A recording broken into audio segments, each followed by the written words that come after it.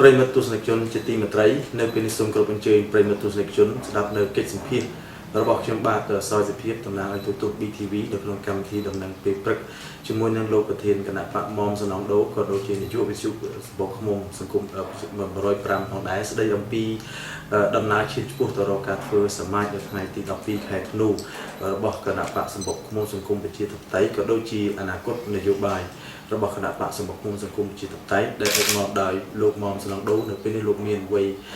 ជាង70ឆ្នាំទៅហើយក៏ប៉ុន្តែសកម្មភាពនយោបាយក៏ប្រៀបធៀបកាលពី20ឆ្នាំកន្លងទៅនៅពេលនេះលោកគឺជាតារាមួយដែលទើបតែនរះថ្មីសម្រាប់ចូលមកជំនួសនៅអ្នកនយោបាយចាស់មួយចំនួនដែលលោកកាន់តែចេះហើយជាប្រតិភិបកាន់តែថមថយដើម្បីចង់ដឹងពិស្ដារអំពីអនាគតនយោបាយយ៉ាងណានោះសូមគោរពអញ្ជើញប្រិយមិត្តទាំងអស់ទស្សនានៅកិច្ចសម្ភាសន៍របស់ខ្ញុំបាទជាមួយនឹងលោកប្រធានគណៈបកមុំសំណងដូដូចតទៅនេះខ្ញុំបាទសូមជម្រាបសួរលោកមុំសំណងដូបាទខ្ញុំតែជួបហើយសូមជម្រាបសួរខ្ញុំហៅថាលោកមុំសំណងដូផងលោកពូផងពីព្រោះជាលក្ខណៈសម័យជាលក្ខណៈធម្មតាអរគុណណាស់លោកពូតខ្លួនខាងជួបលោកពូយូរ5-6ឆ្នាំបាទទោះយ៉ាងណាក្នុងវិស័យអាជីពជាអ្នកព័ត៌មានគឺយើងនៅតែផ្សារភ្ជាប់ជានិច្ចហើយខ្ញុំជាក្មេងជំនាន់ក្រោយគោរពលោកពូក្នុងនាមជារៀមច្បងទាំង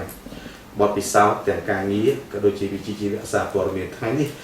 លោកប្រធានគណៈបកបានអនុញ្ញាតឲ្យខ្ញុំតំណាងទូទស្សន៍ BTV ដើម្បីជម្រាបសួរអំពីអនាគតនៃគណៈបកសម្បុកឃ្មុំប្រជាធិបតេយ្យសង្គមប្រជាធិបតេយ្យក៏ដូចជាអនាគតនយោបាយនៅពេលនេះលោកអាចមានប្រសាសន៍លោកអត់ជូនទស្សនិកជនបាននេះអំពីដំណើរឈានឆ្ពោះទៅរកការធ្វើសមាជគណៈបកសម្បុកឃ្មុំសង្គមប្រជាធិបតេយ្យនៅថ្ងៃ12ខែធ្នូខាងមុខសូមជឿបាទដោយអ្នកសារព័ត៌មានក៏ដូចជាប្រជាពលរដ្ឋបានដឹងថាខ្ញុំទៅធ្វើសមាជមុនដំបូងគឺថ្ងៃ9ខែកញ្ញាឆ្នាំ2015ហ្នឹងបានប្រហែលជា1ខែហើយវាមានបញ្ហាទីក្នុងតាក់ទងទៅអនុប្រធានឈ្មោះលោកហៀងរិទ្ធីហើយរឿងមួយដែលថា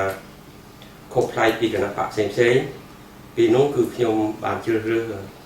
អនុប្រធានដល់ទៅ2បាទខ្ញុំនឹកឃើញថាមួយគេ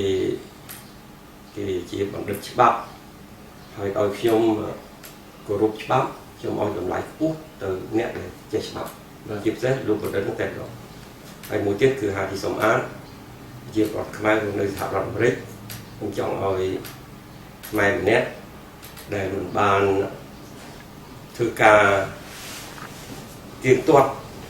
នៅប្រទេសកម្ពុជាយើងហ្នឹងក៏មានខ្មែរមួយតំណាងគណៈបកសម្បុកឃ្មុំសង្គមប្រជាធិបតេយ្យធ្វើនៅនីសមុទ្រគឺលោកហាទីសំអាតប៉ុន្តែអ្វីដែលខ្ញុំគិតហ្នឹងវាមិនបានទៅដូចអ្វីដែលខ្ញុំចង់បានពីព្រោះអ្នកដែលធ្វើជាអនុប្រធានហ្នឹងគាត់មានអារម្មណ៍មួយគិតថា